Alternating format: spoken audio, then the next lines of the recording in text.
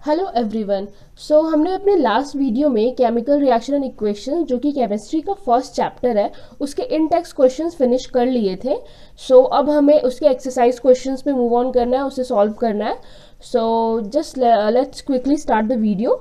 The first question is which of the statement about the reaction below are incorrect. And reaction दी हुई है lead oxide PbO की reaction कराइए carbon के साथ and the output and the result is lead and carbon dioxide. आपसे चार statement दी हुई है। ये स्टेटमेंट है, फर्स्ट स्टेटमेंट है lead is getting reduced, second है carbon dioxide is getting oxidised, the third one is carbon is getting oxidised and fourth lead oxide is getting reduced. हमें इन चारों स्टेटमेंट में से ये बताना है कि कौन से स्टेटमेंट इस रिएक्शन के अकॉर्डिंग गलत है, रॉन्ग है, इनकरेक्ट है। हम देख सकते हैं यहाँ पे क्या हो रहा है। लेड ऑक्साइड है हमारे रिएक्टेंट साइड में LHS में, एंड राइट हैंड साइड में आप देख सकते हो कि सिर्फ लेड है, ऑक्सीजन जो है यहाँ से रिमूव हो गया। आप जानते हो कि जब रिमूवल ऑफ ऑक्सीजन होता है तो वो रिडक्शन होता है, वो सब्सटेंस रिड्यूस हुआ। यहाँ पे जो लेड ऑक्साइड है वो रिड्यूस हो गया लेड में। एंड आप पहला स्टेटमेंट देखते तो लिख रहा है लेड इज गेटिंग रिड्यूस्ड, तो ऐसा नहीं हुआ, lead oxide is getting reduced to lead. First गलत है हमारा। सेकेंड देखते हैं, कार्बन जो है रिएक्टेंट साइड में कार्बन अकेला C है, बट प्रोडक्ट साइड में जब आप देखोगे राइट हैंड साइड में तो वो CO2 बन चुका है, उसके पास ऑक्सीजन जो है ऐड हो चुका है, एडिशन हो चुकी है ऑक्सीजन की। ऑक्सीजन की एडिशन जो है, एडिशन ऑफ ऑक्सीजन जो है वो क्या होता है, ऑक्सीडेशन होता है। तो कार्बन क्या हुआ, वो ऑक्सीडाइज्ड हो गया and the resultant is CO2 carbon dioxide. आप यहाँ देख सकते हो ऑप्शन आपका सेकेंड बोल रहा है carbon dioxide is getting oxidise, तो ऐसा नहीं है, carbon is getting oxidise to carbon dioxide, carbon dioxide is not getting oxidise. ये सेकेंड भी गलत है। थर्ड वन है कार्बन इज गेटिंग ऑक्सीडाइज, बिल्कुल सही है, कार्बन पहले अकेला था, उसमें अब ऑक्सीजन ऐड हो चुका है प्रोडक्ट साइड में, तो carbon is getting oxidise. And fourth one is lead oxide is getting reduced, तो ये लेड ऑक्साइड के पास ऑक्सीजन है रिएक्टेंट साइड में, बट प्रोडक्ट साइड में ऑक्सीजन निकल चुका है, रिमूव हो चुका है। लेड ऑक्साइड क्या हो चुका है, रिड्यूस हो चुका है लेड में। C and D, the last 2 points are correct, and above 2 the A and B points, so these are incorrect. हमारा आंसर क्या है, हमें इनकरेक्ट बताना है, करेक्ट नहीं बताना, हमसे इनकरेक्ट पॉइंट्स पूछे गए हैं। तो आप देख सकते हो फर्स्ट में लिखा है A and B, तो ये हमारा राइट आंसर है, ये गलत है। तो this is the answer of this question. अब हम मूव करते हैं नेक्स्ट क्वेश्चन की तरफ। सेकेंड क्वेश्चन है, यहाँ पे एक रिएक्शन दी हुई है Fe2O3। Fe2O3 क्या होता है, Fe हमारा आयरन है एंड ऑक्सीजन है, उसका कंपाउंड बना है। दिस इज आयरन ऑक्साइड, और आप देख सकते हो कि यहाँ पे आयरन की वैलेंसी 3 को यूज किया। आयरन दो वैलेंसी में एग्जिस्ट करता है, +2 एंड +3। यहाँ पे आयरन की 3 वैलेंसी को यूज किया गया। दिस इज फेरिक ऑक्साइड, ये मैंने अपने पिछली वीडियो में ही बताया है, ये फेरस एंड फेरिक का कंसेप्ट, एंड सेम कॉपर के साथ भी होता है क्यूप्रस एंड क्यूप्रिक का कॉन्सेप्ट। इसी वजह से यहाँ पे जब आयरन की +3 वैलेंसी को यूज करके कंपाउंड बनाया गया। This is ferric oxide. इसकी रिएक्शन कराई गई है एल्युमिनियम के साथ, एंड आउटपुट दिखा रहा है aluminium oxide, Al and oxygen है, एल्यूमिनियम ऑक्साइड एंड आयरन अलग हो चुका है। एंड आपसे पूछ रहा है the above reaction is an example of option A है combination reaction, option B double displacement reaction, option C decomposition reaction and option D displacement reaction. सबसे पहले तो एक बार क्या करते हैं, सारे रिएक्शन समझ लेते हैं कि ये होता क्या है। कॉम्बिनेशन रिएक्शन वो रिएक्शन होता है जिसमें दो या दो से ज़्यादा जो आपकी रिएक्टेंट्स है वो कंबाइन करेंगे, कॉम्बिनेशन है वो कंबाइन करके कुछ हमें प्रोडक्ट रिलीज करेंगे, कुछ आउटपुट मिलेगा। तो यहाँ आप देख सकते हो कि यहाँ ऐसा कुछ नहीं हो रहा है, ऐसा तो नहीं हो रहा है, ये दोनों कंबाइन होकर कुछ एक आउटपुट आपको दे रहा है। कॉम्बिनेशन तो नहीं है, first is wrong, this is not. अब हम सेकेंड ऑप्शन देखते हैं double displacement reaction. Double displacement reaction में क्या होता है, 2 कंपाउंड्स होते हैं, उनके आयंस जो है वो एक्सचेंज होते हैं एंड कुछ अदर आउटपुट मिलता है हमें, उनके एक्सचेंज से जो कंपाउंड बनता है उसका आउटपुट मिलता है। यहाँ पे ऐसा भी नहीं हो रहा है, एक एलिमेंट है हमारे पास, एक कंपाउंड है। This is also not possible, this is wrong. अब option C decomposition reaction. Decomposition reaction में क्या होता है कि एक कंपाउंड होता है वो ब्रेक होता है, वो डिकम्पोज होता है 2 या उससे ज़्यादा एलिमेंट्स या कंपाउंड के फॉर्म में। तो यहाँ पे वो चीज़ भी नहीं हो रही है। This is also wrong. And अब हमें सिर्फ लास्ट ऑप्शन बच गया डिस्प्लेसमेंट रिएक्शन। ऐसे तो पता ही चल रहा है कि यही अब हमारा आंसर है, बट फिर भी हम समझ लेते हैं कि डिस्प्लेसमेंट रिएक्शन ही क्यों इसका आंसर है। सो डिस्प्लेसमेंट रिएक्शन क्या होती है, उसमें क्या होता है, एक कंपाउंड होता है और एक एलिमेंट होता है। वो एलिमेंट अगर उस कंपाउंड में जो एलिमेंट प्रेजेंट है, जो उसका कटायन प्रेजेंट है, वो उससे अगर हाईली रिएक्टिव है, मोर रिएक्टिव है, तो वो उसके कंपाउंड में से उसको डिस्प्लेस कर देगा एंड खुद अपना कंपाउंड बनाएगा।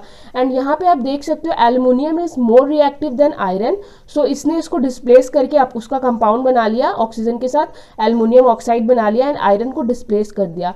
So that's why it is an example of displacement reaction. ये आपका करेक्ट आंसर है।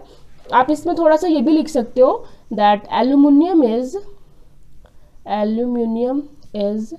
मोर reactive than iron, more reactive than iron,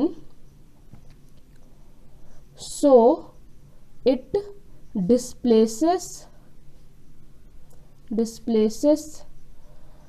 iron, yeah, so it displaces it from the compound,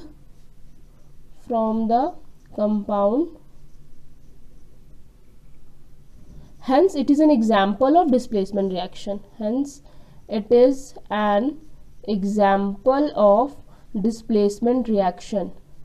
so इस वजह से हम बोल सकते हैं कि ये जो है डिस्प्लेसमेंट रिएक्शन का एग्जाम्पल है। ये इस क्वेश्चन का एंड हो चुका है। ये क्वेश्चन आई थिंक आपको पूरा समझ आ गया हो, मैंने सारे रिएक्शंस भी एक बार समझा दिया है। अब हम मूव करते हैं थर्ड क्वेश्चन की तरफ। हमारा थर्ड क्वेश्चन है, what happens when dilute hydrochloric acid is added to iron fillings?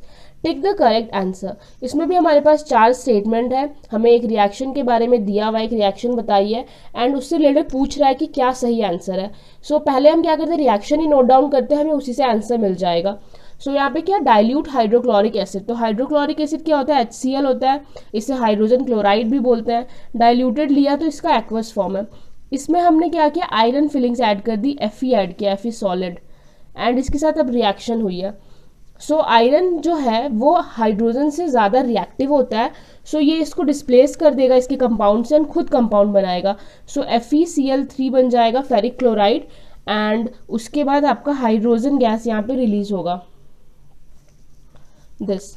आप देख सकते हो कि यहाँ पे क्या हुआ है, हाइड्रोजन जो है, जो आयरन जो है, उसने हाइड्रोक्लोरिक एसिड में से हाइड्रोजन को रिमूव कर दिया because it's more reactive then hydrogen, and अपना खुद कंपाउंड बना लिया, iron chloride, ferric chloride, and hydrogen gas release हुई है। आप इसे बैलेंस भी कर सकते हो, यहाँ पे FeCl3 Fe एक है, यहाँ पे Fe एक है, हाइड्रोजन के 2 मॉलिक्यूल है, हाइड्रोजन का 1 मॉलिक्यूल है। यहाँ पे क्लोरीन के 3 मॉलिक्यूल है, यहाँ क्लोरीन का 1 मॉलिक्यूल है। तो हम क्या कर सकते हैं, अगर हम यहाँ पे 3 पुट कर दें, यहाँ पे अगर हम 2 पुट कर दें तो ये 3 2 जा 6 हो जाएगा, एंड यहाँ पे हम 6 पुट करते हैं, 6 क्लोरीन हो गया, 2 आयरन हो गया, एंड हाइड्रोजन भी 6 हो चुका है, तो यहाँ पे हम 3 पुट कर देते हैं। अब आप देख सकते हो कि रिएक्शन बैलेंस भी हो चुकी है। यहाँ पे क्या हुआ, जब हमने डाइल्यूट हाइड्रोक्लोरिक एसिड की रिएक्शन कराई आयरन के साथ, तो iron chloride and hydrogen gas release हुआ। ऑप्शन से मैच कर लेते हैं। पहला ऑप्शन है hydrogen gas and iron chloride are produce, यही हमारा आंसर है, सही है। बाकी पॉइंट्स भी देख लेते हैं। सेकंड पॉइंट बोल रहा है chlorine gas and hydrogen iron hydroxide are produce, ये नहीं हुआ है। नो रिएक्शन टेक्स प्लेस, ऐसा भी नहीं है क्योंकि आयरन हाइड्रोजन से ज़्यादा रिएक्टिव है तो वो डिस्प्लेस करेगा। Iron salt and water are produce, ऐसा भी नहीं हुआ है। हमारा यही आंसर है, first is the correct answer. And अब हम मूव करते हैं नेक्स्ट क्वेश्चन की तरफ। फोर्थ क्वेश्चन है हमारा, मैंने थोड़ी स्पेस छोड़ दी थी इसको सॉल्व करने के लिए, बट ये तो पीछे ही हो गया, कोई बात नहीं। अब हम नेक्स्ट क्वेश्चन यहाँ आगे बनाते हैं। हमारा फोर्थ क्वेश्चन है, what is a balance chemical equation and why should we chemical equations be balanced. तो ये चीज़ मैंने अपने फर्स्ट वीडियो में, जब केमिस्ट्री का फर्स्ट चैप्टर का जो फर्स्ट वीडियो है उसमें ही बताया है कि केमिकल इक्वेशन क्या होता है।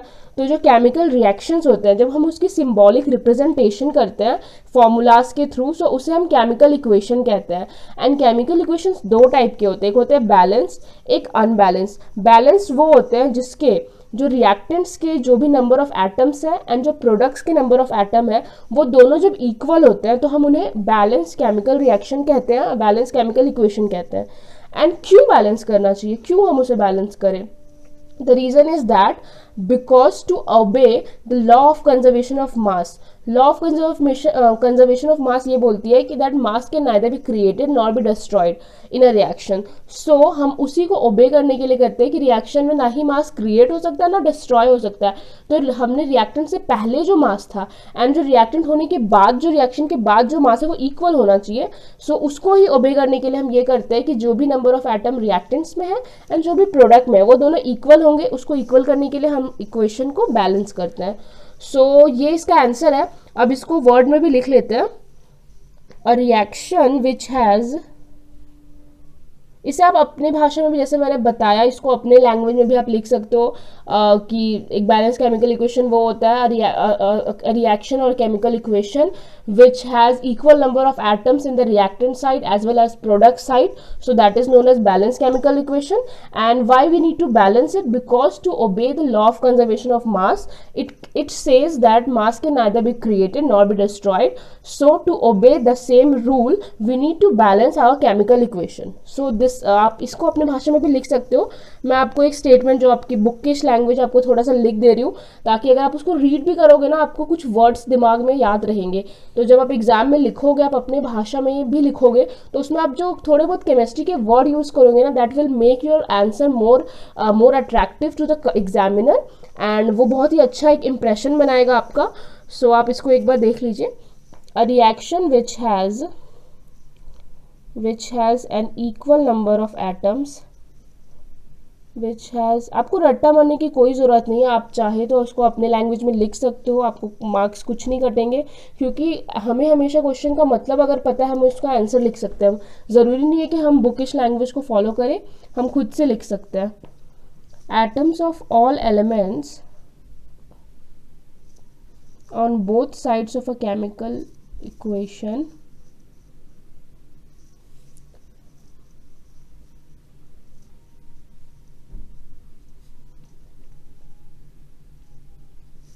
is called balanced chemical equation.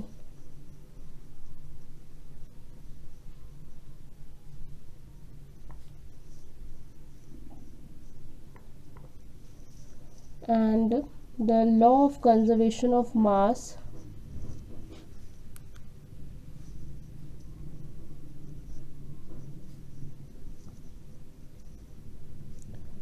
states that mass can neither be created nor destroyed.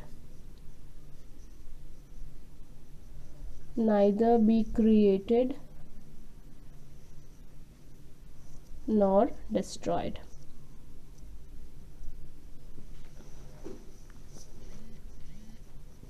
In a chemical equation,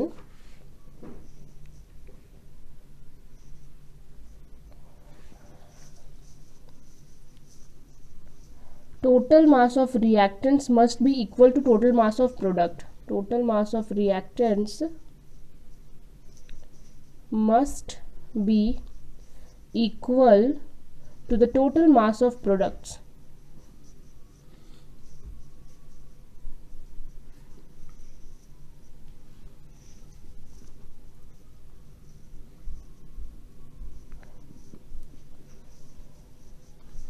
Hence, it is the reason why we balance equations. Hence, it is the reason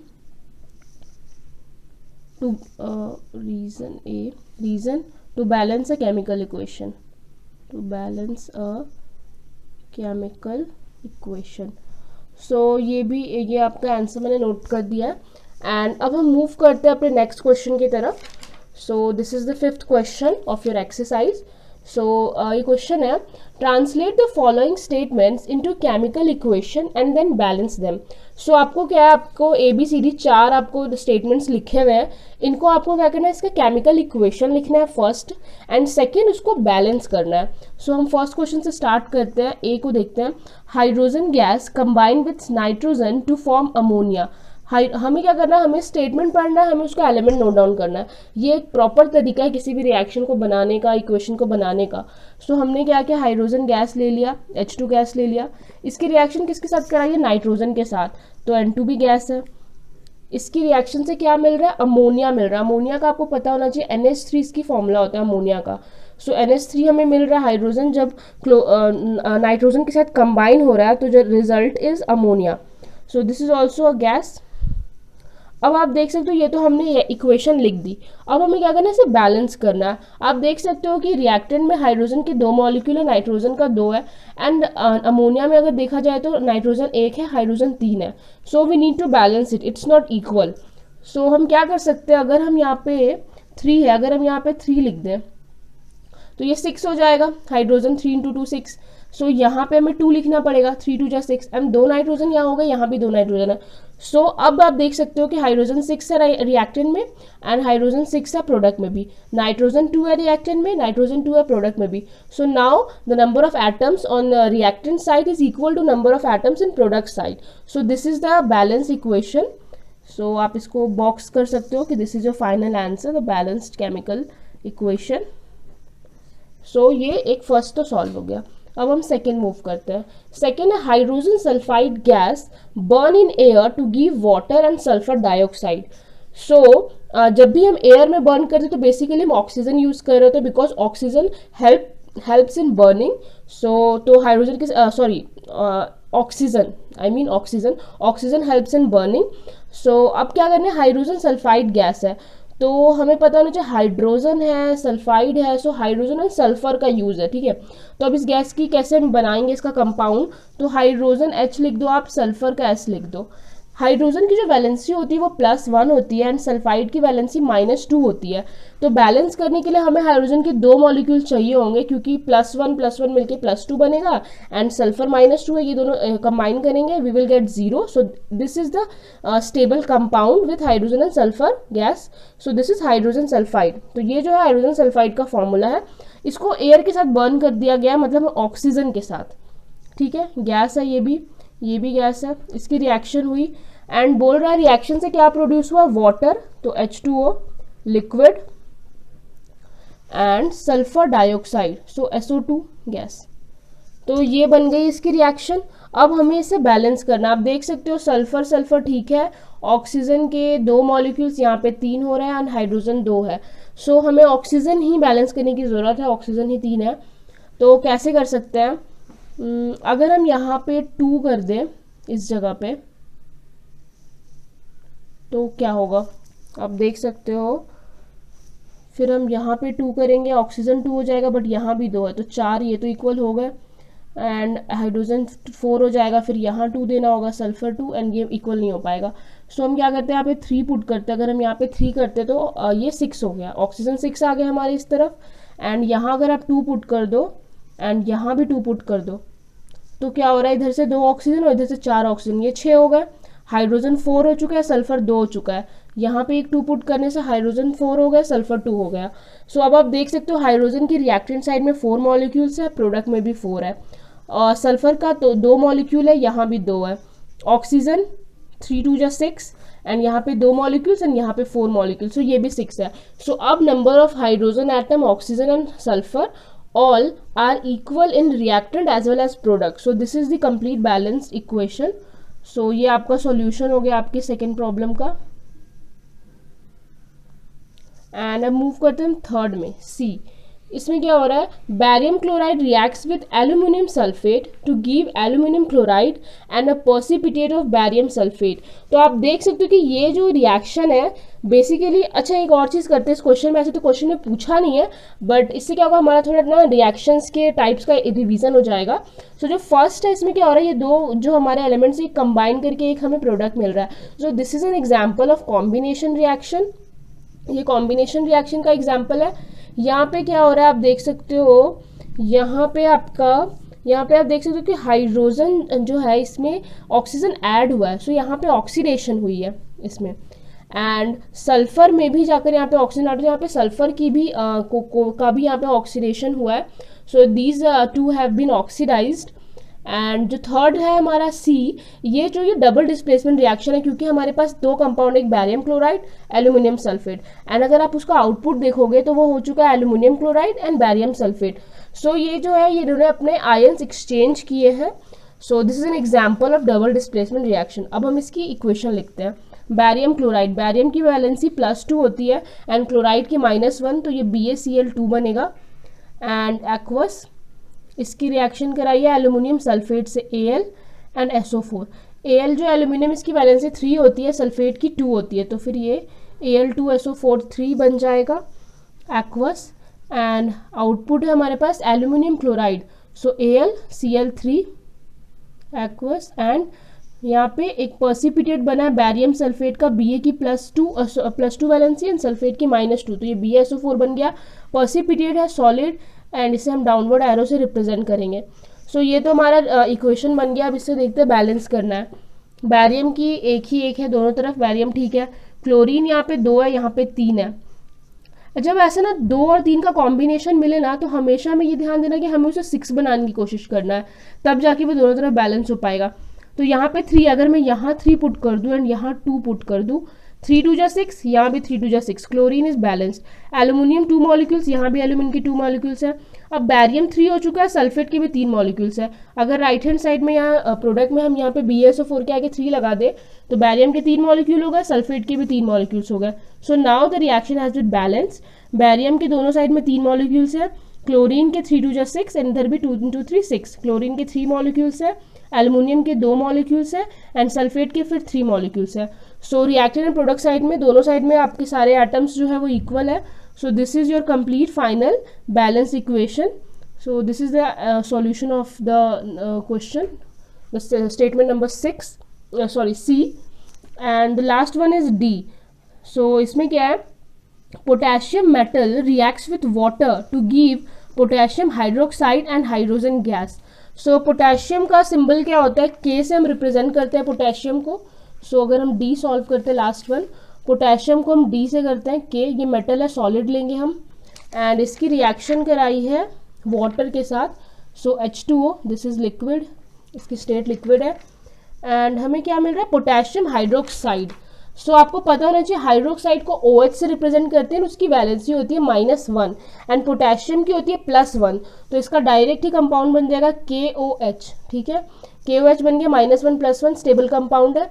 and ये जो KOH है, जब भी किसी भी metal में जब भी ये हाइड्रोक्साइड आयन लगा रहता है, OH- लगा रहता है, so this is an example of a base. So ये बेस है एक, ये आपको आपके नेक्स्ट चैप्टर में एसिड एंड बेसिस में और ज़्यादा पता चलेगा।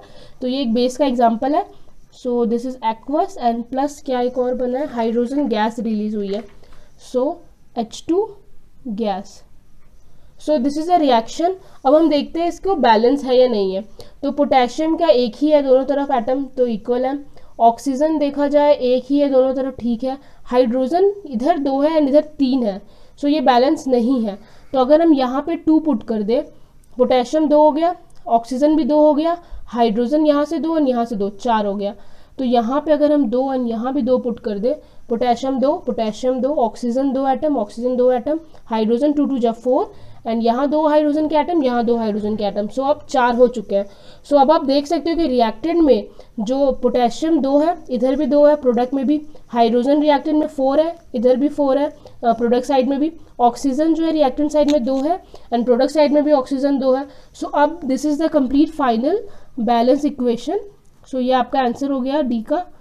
एंड ये तो मतलब मैंने ऐसे 1 स्टेप में कर दिया, बट आप इसको जैसे मैंने अपने लास्ट वीडियो में बताया है, आप टेबल बनाकर रिप्रेजेंट कर सकते हो। उसमें आप लिख सकते हो कि हम नेम ऑफ एटम एंड कितने रिएक्टेंट्स में है, कितने प्रोडक्ट में। इनिशियल केस में जब हमने इक्वेशन लिखी, फिर हमने उसे बैलेंस किया एंड फिर हम टेबल बनाएंगे कि हाँ अब कितने कितने हो चुके हैं। So now the number are equal, so this is the complete final balance equation. So आप वो बना सकते हो एग्जाम्स के लिए। सो अगर वो क्वेश्चन थोड़ा हैवी मार्क्स का, मे बी अगर 3-4 मार्क्स से अगर पूछा है, अगर 2 मार्क्स में भी अगर आप वो टेबल बनाकर दिखाते हो तो बहुत अच्छा है। बट अगर आप ऐसे भी बनाते हो तो ये आपका आंसर है, आंसर में कोई प्रॉब्लम नहीं है, सही है, आपको मार्क्स मिलेंगे। बट बस वो जो है वो रिप्रेजेंटेशन का थोड़ा अच्छा तरीका है एंड दैट्स इट। सो इस वीडियो के लिए बस इतना ही, क्योंकि अगर हम सारे क्वेश्चंस एक ही वीडियो में कवर करते वीडियो बहुत लंबी हो जाती। सो इसलिए हमने 5 क्वेश्चंस किए इस वीडियो में एंड नेक्स्ट वीडियो में आपको नेक्स्ट 5 क्वेश्चंस मिलेंगे and so on till the exercise is completed. And that's all for today's video. I hope आपको वीडियो अच्छी लगी हो। Thank you so much for watching this video. Please like, share and subscribe.